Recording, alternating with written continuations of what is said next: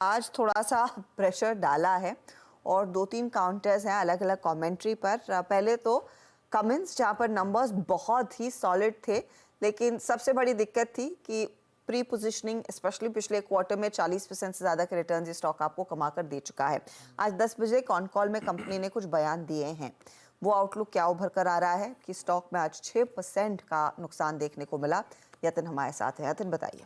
तो देखिए, जो स्टॉक्स आज फोकस में है क्यूमिंस ऑब्वियसली, क्योंकि रिजल्ट्स काफ़ी अच्छे थे, उसके बावजूद स्टॉक में 6% की गिरावट है। क्यों है? क्योंकि मैनेजमेंट ने क्लैरिफाई किया कि 60 करोड़ रुपए का एबिटा में वन टाइम बेनिफिट मिला है, जिसके कारण थोड़ा बहुत ये क्वार्टर में वन ऑफ आप इसको गिन सकते हैं। इसके अलावा जहाँ तक कि कमेंट्री का सवाल है, डबल डिजिट सेल्स ग्रोथ की बात की है FY25 में।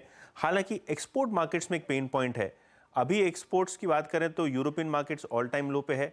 अफ्रीका में बिजनेस अच्छा है, लेकिन करेंसी की वजह से काफ़ी वॉलेटिलिटी देखने को मिल रही है अर्निंग्स में। और जो एक्सपोर्ट का कंट्रीब्यूशन है वो लगभग स्टेबल होता हुआ दिखाई पड़ेगा FY25 में। तो कहीं ना कहीं थोड़ी बहुत प्री पोजिशनिंग और प्रॉफिट टेकिंग इस काउंटर में देखने को मिल रही है।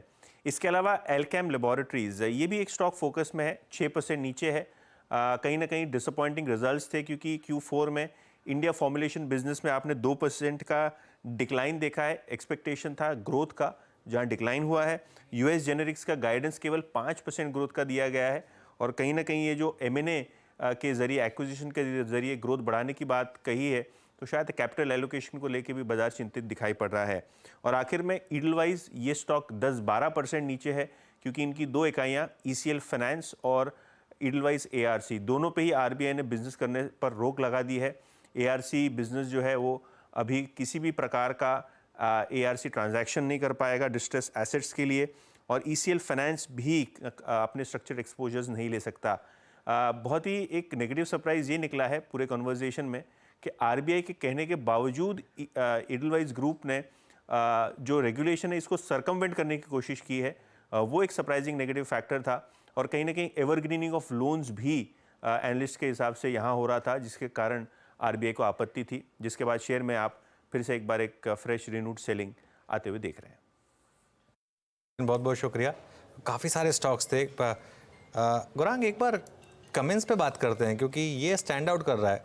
6% नीचे। आज ऑब्वियसली मार्केट भी थोड़ा वीक है, और मैं हाईलाइट पढ़ रहा था उनकी कॉन कॉल की, इसलिए सुबह मैंने एक चीज़ ये भी हाईलाइट की थी कि आज सुबह 10 बजे जो कॉन कॉल होगी वो सबसे इंपॉर्टेंट फैक्टर होगा यहाँ पर। थोड़ा सा मार्केट को लग रहा है कहीं ये पीक अर्निंग्स ना हो। आपका क्या व्यू रहेगा? मुझे याद है अनुज भाई, आपने सुबह ही कॉन कॉल के बारे में चेतावनी भी दी थी। हम सुबह के शो में थे आपके साथ, और यही डर था कि अगर निर्णायक तरीके से इस प्रकार के रेंट रेट नतीजों को लेकर के और आमदनी को लेकर के और शुद्ध मुनाफों को लेकर के अगर कुछ मैनेजमेंट के तरफ से ऐसा वक्तव्य आता है जो बाजार को निराश करेगा, तो मेरे ख्याल से नीचे की तरफ के दायरे, और वही दिख रहा है। एज अ डिस्क्लोजर अनुज भाई, कमिंस के ऊपर हमारे जो लक्ष्यांक थे वो आ चुके हैं, और हमने मुनाफा वसूली या फिर निवेश कम करने की राय दी।